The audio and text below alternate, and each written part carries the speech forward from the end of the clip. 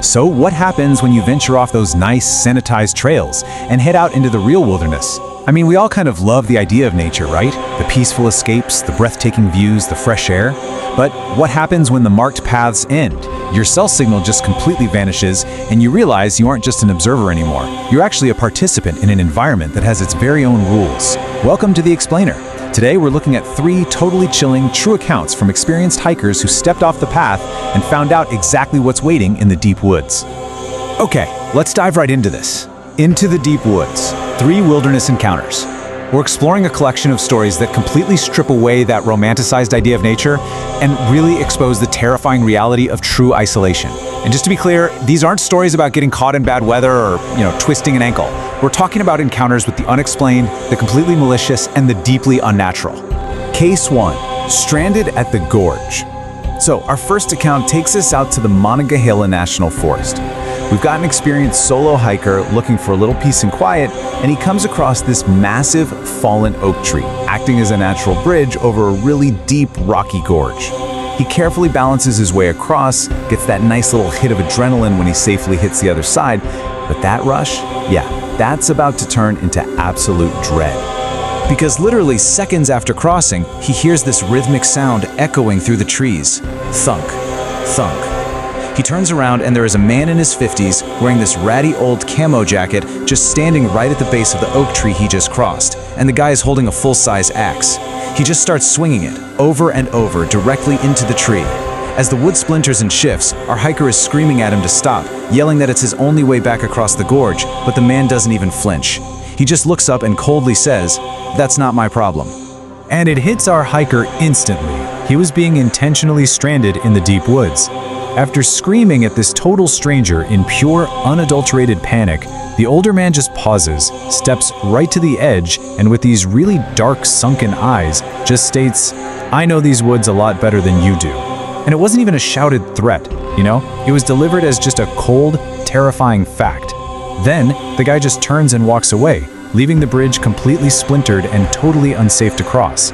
So with absolutely zero cell service, the hiker has no choice but to head downstream to try and find another way out. Now, what's really interesting and honestly terrifying is the sheer level of calculation we see here. Because about an hour down the gorge, with the sun starting to drop, our hiker stumbles upon an abandoned campsite. And this was not your standard friendly fire pit. All around the clearing were these deep, unrecognizable gouges and weird symbols carved right into the tree bark. There were rusted tools just scattered all over the ground, bizarre pieces of cloth tied off to the branches, and get this, animal bones arranged in these very deliberate, incredibly eerie patterns all over the ground. It was an environment that was meticulously designed to terrify. Naturally, he hightails it out of there, but then come the footsteps, just stalking him, pausing exactly when he pauses, keeping perfect pace in the fading light. He glances back and sees a figure literally ducking behind a tree.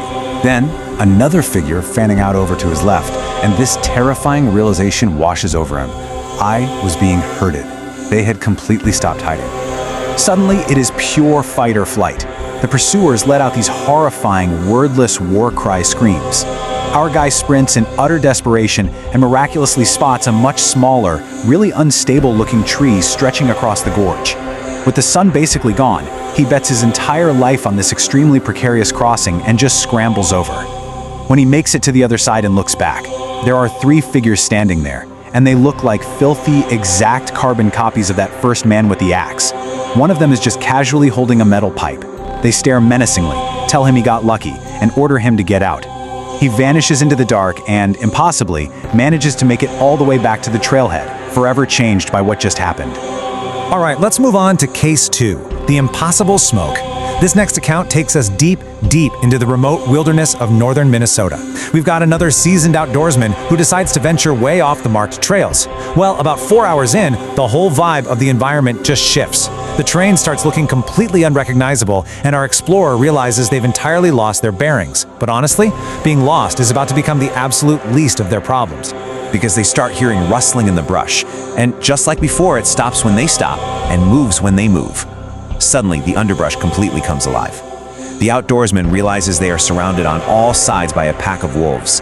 6 of them, 6 or 7 massive wolves. Some are snarling, others are just dead silent, just staring holes into them. The survivalist slowly draws a knife. knowing deep down the odds here are virtually zero. Surrounded and totally outmatched, this chillingly calm realization just washes over them. This is it. This is actually how I'm going to die. Just take a second and imagine sitting with that raw, undeniable internal terror. You're completely alone, miles from any kind of civilization, literally preparing yourself for a violently physical end. But then, something impossible happens. Every single wolf suddenly goes completely rigid. Their ears shoot straight up. They aren't even looking at their prey anymore. They are collectively staring at something deep in the woods right over the hiker's shoulder. And then they just break into a full-on sprint in the absolute opposite direction. Which really forces us to ask a deeply terrifying question. What exactly scares a pack of hungry apex predators into a full-on sprint? Well, right after they scatter, the woods instantly plunge into this dead, unnatural silence. No birds, no wind, nothing. The outdoorsman knows they have to find a way out and decides the only logical path is actually forward, straight toward whatever just terrified the wolves. About 20 minutes later, they stumble into a clearing. And just like in our first case, we have another corrupted campsite. We're talking intentional, deep cuts in the trees forming unfamiliar patterns, small bones and twisted, rusted metal hanging from the branches on little leather cords. A fire pit with these delicately stacked stone structures, just filled with weird jewelry and unidentifiable objects sitting right in the ashes. But this next part brilliantly illustrates just how absurd and unnatural the environment had become.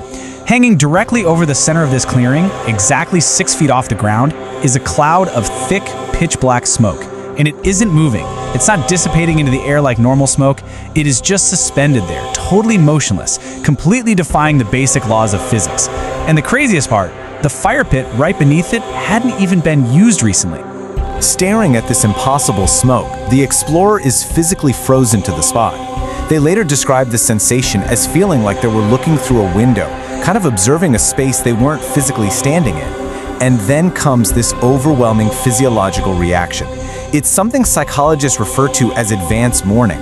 It's this profound, unexplained mixture of grief and terror that just builds heavily in your chest, almost as if your body is actively mourning a tragic event that hasn't even happened yet. It's a truly fascinating, yet deeply, deeply unsettling survival instinct. Finally, their fight or flight instincts manage to kick back online. They turn and just run blindly through the woods, totally overwhelmed by sheer terror.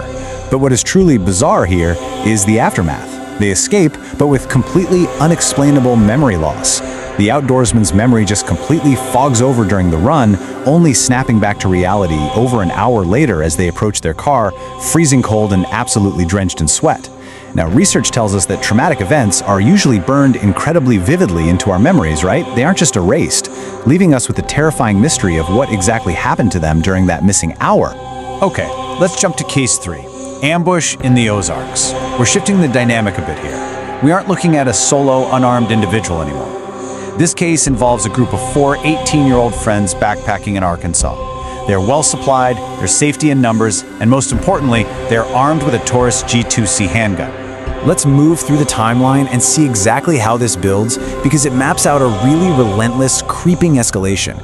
Day 1, a strange man stalks the group near a waterfall, but he runs off when they confront him. Later that afternoon, this freakishly tall woman, we're talking at least 6'5", just stands there silently staring at them until they literally have to yell at her to leave. Night 1, the group is relaxing, and they're hit with this unexplained, disembodied laughing just outside their tents. And it all culminates on night 2 with a final violent ambush. I really want you to consider the stark contrast here between the setup and the unknown.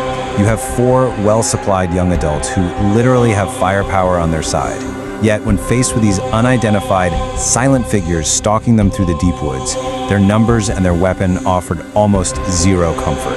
The psychological dread they experienced remained exactly as potent as if they were out there, completely alone. So the true horror really kicked off on that first night. They're hanging out in their tents, slightly intoxicated, telling stories, when suddenly this loud, disembodied laugh erupts directly outside one of the tents. Thinking it's just his buddy Colin playing a trick, the guy who wrote the account yells out to him. But Colin responds from the other tent, sounding entirely confused. It was definitely not their friend. The narrator instantly sobers up, grabs the Taurus, unzips the tent, and just fires warning shots wildly into the pitch-black woods. He sits there in the dark, listening to the sound of frantic footsteps scrambling away. Spooked out of their minds, the group hikes back the very next day, deciding to set up camp a mere 3 miles from the exit for their final night. But the woods weren't done with them just yet. In the middle of the night, our narrator steps out of his tent to relieve himself. Out of pure paranoia, he brings the gun with him. And suddenly, there it is, the crunching of leaves. He pulls up his pants, flicks on his headlamp, and the beam cuts right through the darkness. Standing right there in front of him is the same lanky man with the long, dirty black hair from the waterfall the day before. And this time, he's holding a machete. The man immediately charges at him. It is pure fight or flight. In a split second, the narrator unloads the Taurus G2C right at the attacker. He actually hears the man yell out in pain and watches him go down hard in the dark. Absolute pandemonium breaks out. He's screaming for his friends to get up. They completely abandon the tents, grab only their bags, and take off sprinting through the wilderness. They manage to cover 3 miles of rugged terrain in total darkness in under an hour, basically throwing themselves into their cars and locking the doors. The next morning, they drive as far away as they can to a diner, which leaves us with a really heavy, lingering question: should they have called the cops? Well, the group ultimately decided against it. They were absolutely terrified of the legal ramifications of shooting someone, even in clear self-defense, especially since they were using an unregistered, borrowed weapon. So, they never reported it. No news stories ever came out about a body being found, meaning whatever psychopath was out there in those woods, and whoever was working with him, their fates remain entirely unknown. Surviving the unexplained. So the absolute crucial point across all 3 of these stories is this: whether it's a calculated ambush by coordinated strangers, a brush with the completely impossible and unnatural, or a violent clash with a machete-wielding stalker, they all highlight our intense vulnerability when we're stripped of society's safety nets. These hikers survived, yes, but they all walked away carrying permanent mysteries and deep, lingering trauma. The wilderness is vast, it's unmonitored, and it is entirely indifferent to our presence, which leaves us with one final thought to sit with the next time you pack your boots and look out toward the tree line. Are you truly ever alone when you step off the marked trail? Thanks so much for joining us on The Explainer today, and please stay safe out there.